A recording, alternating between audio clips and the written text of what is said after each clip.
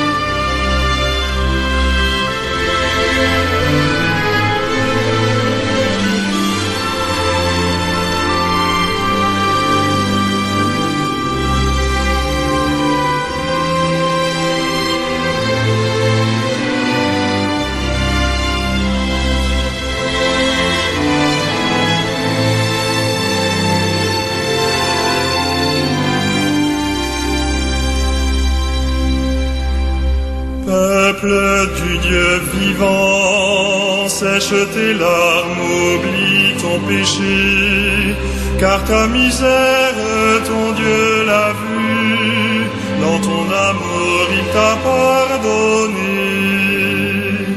Peuple, garde la foi dans le Seigneur, ta force et ta paix. Lève les yeux, car viennent des jours où tu verras le désert fleurir.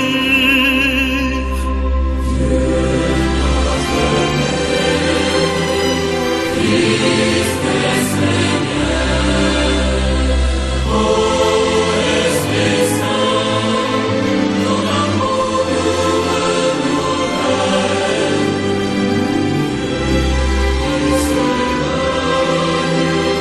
Christ est en nos âmes.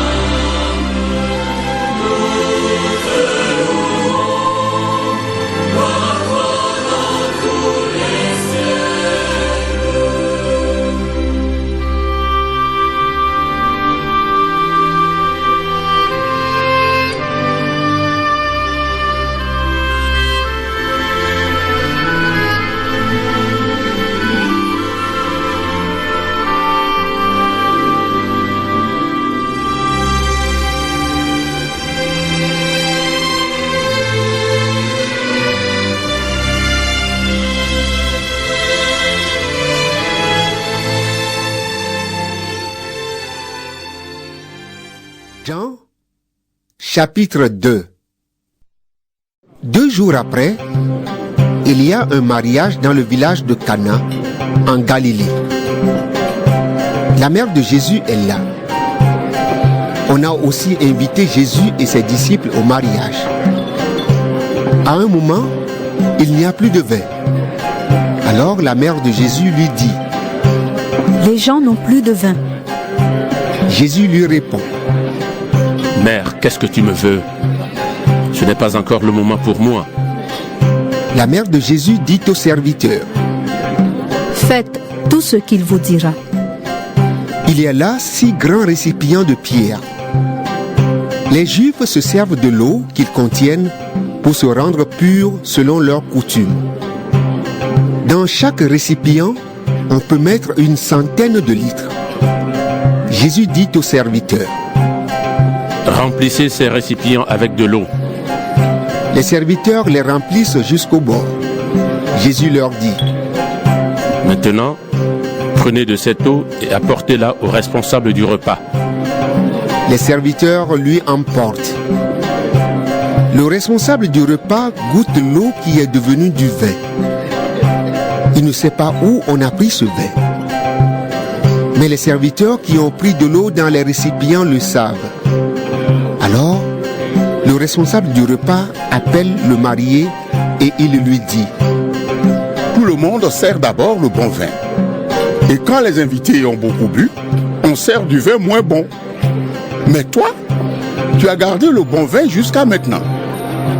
C'est le premier signe étonnant que Jésus fait. Cela se passe à Cana, en Galilée. Jésus montre ainsi sa gloire et ses disciples croient en lui.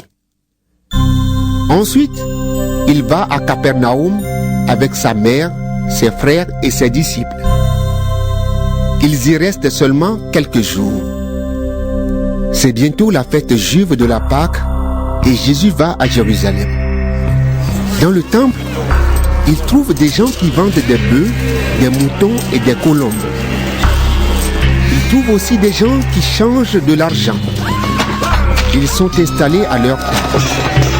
Alors Jésus fait un fouet avec des cordes. Il chasse du temple tous ces gens-là avec les moutons et les bœufs. Il jette par terre les pièces de ceux qui changent l'argent et il renverse leur table. Il dit aux marchands de colombes: Enlevez cela d'ici. Ne faites pas de la maison de mon père une maison de commerce. Les disciples de Jésus se rappellent cette phrase des livres saints: Seigneur, j'aime beaucoup ta maison. Cet amour me brûle comme un feu. Alors des chefs juifs disent à Jésus: Fais un signe extraordinaire devant nous. Ainsi, tu nous prouveras que tu as le droit de faire cela. Jésus leur répond: Détruisez ce temple et en 3 jours, je le remettrai debout. Ils lui disent: On a mis 46 ans pour construire ce temple. Et toi, en 3 jours, tu vas le remettre debout? Mais quand Jésus parlait du temple, il parlait de son corps. C'est pourquoi quand Jésus se réveillera du milieu des morts, ses disciples se souviendront qu'il a dit cela.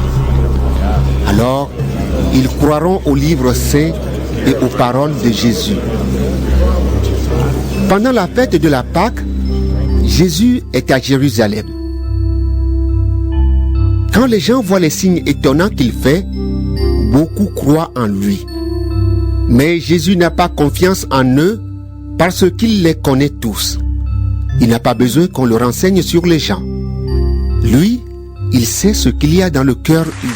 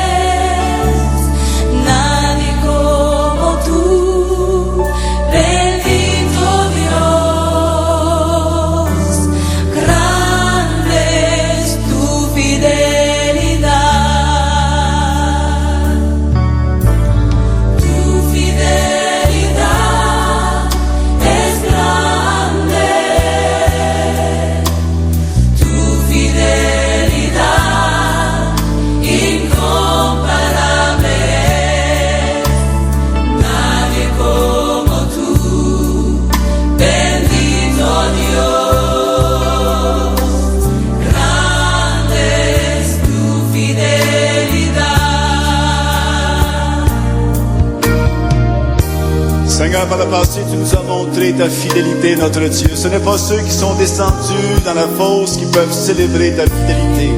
Mais nous, les vivants, Seigneur, nous voulons raconter tes bienfaits, Seigneur, et comment tu as été fidèle, Seigneur, notre Dieu. Depuis le jour où tu nous as appelés, Seigneur, et que tu as fait ta demeure en nous, Seigneur, jamais, jamais tu nous as délaissés, Seigneur. Et toujours, tu as été présent dans nos vies, Seigneur. Dans la détresse, tu as montré ta tendresse. Dans l'oubli, tu t'es montré pour nous un ami. Dans l'abandon, tu as été notre consolation. Dans la frayeur, tu t'es montré plus que vainqueur. Dans la faiblesse, tu as tenu tes promesses. Et dans le désespoir, tu as été notre seul espoir. Dans la solitude, tu as été notre plénitude. Et même dans le néant, Seigneur, notre Dieu, tu as été pour nous présent. Rien n'est comparable à toi et à ta fidélité. Et c'est pourquoi ce soir, nous voulons chanter, Seigneur, et célébrer ta grande fidélité. Alléluia, alléluia, alléluia. Ta fidélité.